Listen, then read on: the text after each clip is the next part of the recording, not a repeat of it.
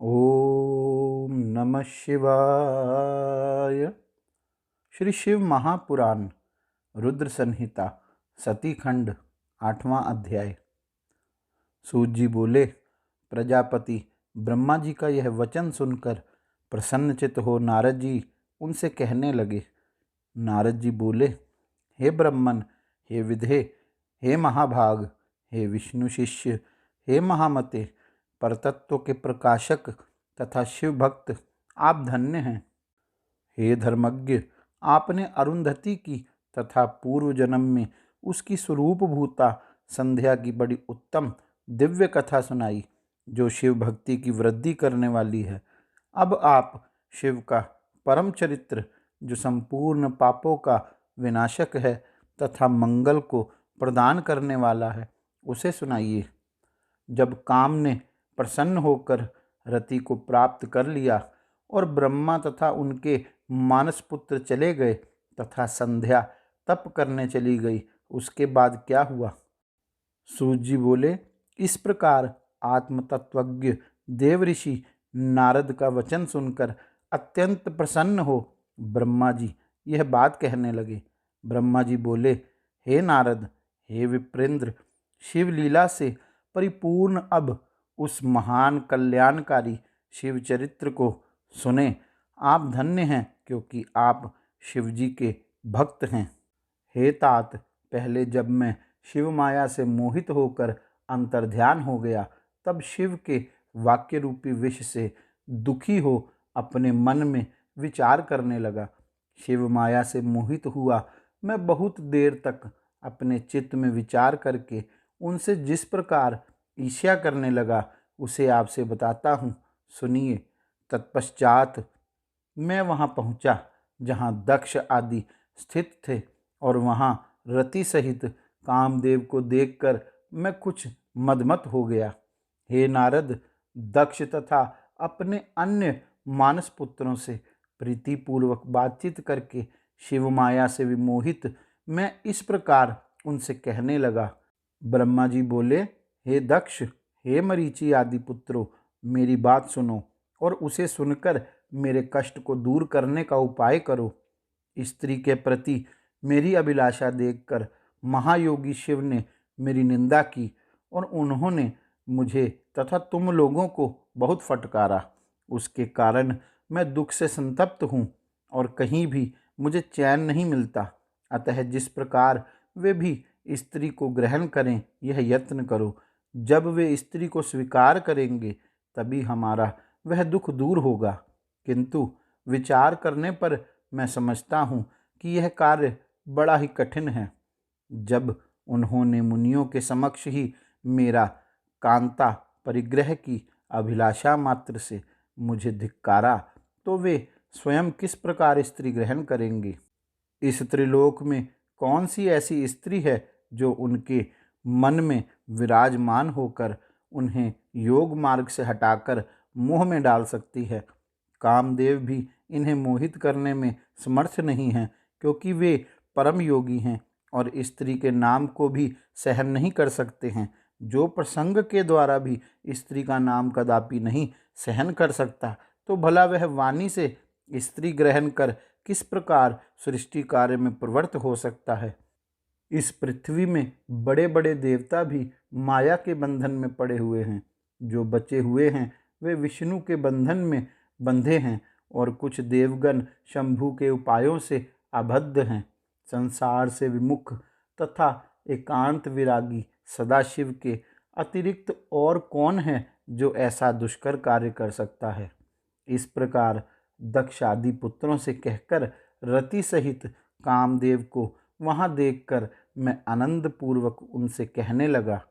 ब्रह्मा जी बोले, मेरे श्रेष्ठ पुत्र, हे कामदेव, तुम सभी प्रकार से सबको सुख देने वाले हो। हे पितृवत्सल, तुम अपनी पत्नी सहित प्रसन्नता पूर्वक मेरी बात सुनो।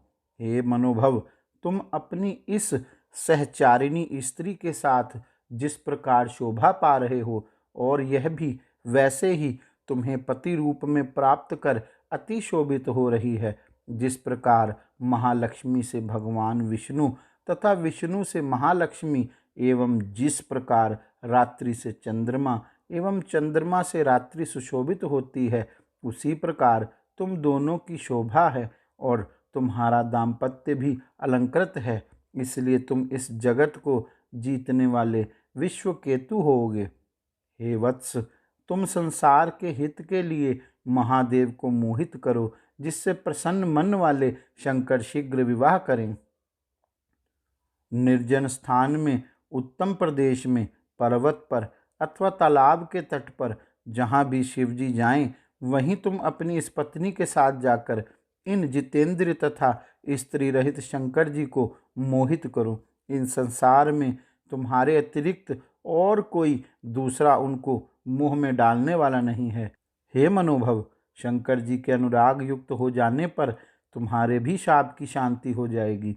अतः तुम अपना हित करो। यदि महेश्वर सानुराग होकर स्त्री की अभिलाषा करेंगे तो वे श्रेष्ठ शिव तुम्हारा भी उद्धार कर देंगे।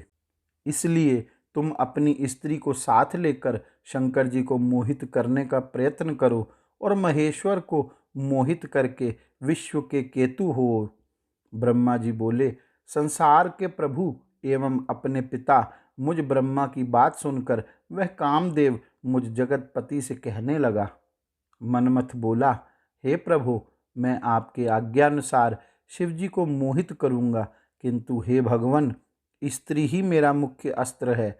अतः शंकर जी के योग्य स्त्री का निर्माण कीजिए, जो मेरे द्वारा शिवजी को मोहित करने पर उनका पुनः मोहन कर सके।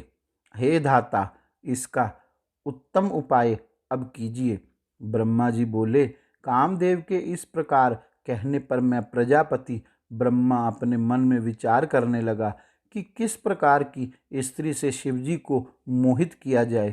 इस प्रकार चिंता में निमग्न हुए मुझसे जो श्वास निकला, उसी से पुष्प समूहों से विभूषित वसंत उत्पन्न हुआ।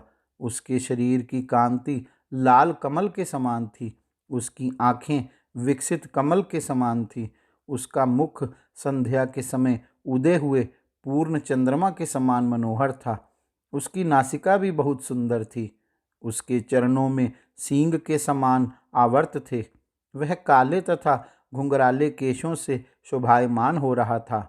संध्याकालीन सूर्य के सदृश 2 कुंडलों से वह सुशोभित था। मतवाले हाथी के समान उसकी चाल थी, उसकी भुजाएं लंबी तथा मोटी थी, उसका कंधा अत्यंत ऊंचा था, उसकी ग्रीवा शंख के समान थी, उसका वक्षस्थल बहुत चौड़ा था, मुखमंडल स्थूल तथा सुंदर था, उसके सभी अंग सुंदर थे, वह श्याम वर्ण का था, सभी लक्षणों से युक्त, वह सबको मोहित करने वाला, काम को बढ़ाने वाला तथा अत्यंत दर्शनीय था। इस प्रकार पुष्प गुच्छों से सुशोभित हुए वसंत के उत्पन्न होते ही सुगंधित वायु चलने लगी, वृक्ष भी फूलों से लद गए, सैकड़ों कोयलें मधुर पंचम स्वर से बोलने लगी और बावलिया विकसित तथा स्वच्छ कमलों से युक्त हो गई। इस प्रकार उत्पन्न हुए उस श्रेष्ठ वसंत को देखकर मैं ब्रह्मा कामदेव से मधुर शब्दों में कहने लगा। ब्रह्मा जी बोले, हे पुत्र, कामदेव तुल्य यह वसंत अब तुम्हारे लिए अनुकूल मित्र उत्पन्न हो गया है। अब यह तुम्हारी सब प्रकार से सहायता करेगा।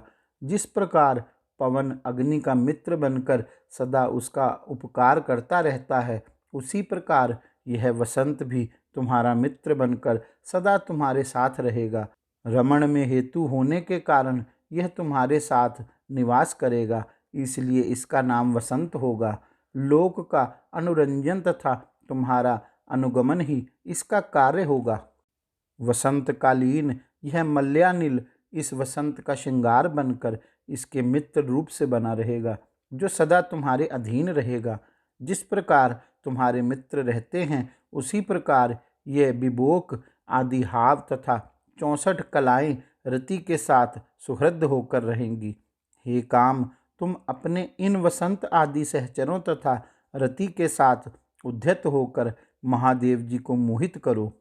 हे तात, अब मैं यत्न पूर्वक अच्छी तरह मन में सोच विचार कर उस कामिनी को प्राप्त करूँगा, जो भगवान शंकर को मोहित कर लेगी। ब्रह्मा जी बोले, इस प्रकार मुझ सुर श्रेष्ठ ब्रह्मा के कहने पर उस कामदेव ने पत्नी सहित मेरे चरणों में प्रणाम किया। पुनः दक्ष एवं मेरे मानस पुत्रों को प्रणाम कर कामदेव उस स्थान पर गया जहाँ आत्मस्वरूप शंकर जी गए थे। इस प्रकार श्री शिव महापुराण के अंतर्गत द्वितीय रुद्र संहिता के द्वितीय सती खंड में वसंत स्वरूप वर्णन नामक 8वां अध्याय पूर्ण हुआ। गौरी शंकर भगवान की जय। ओम नमः शिवाय।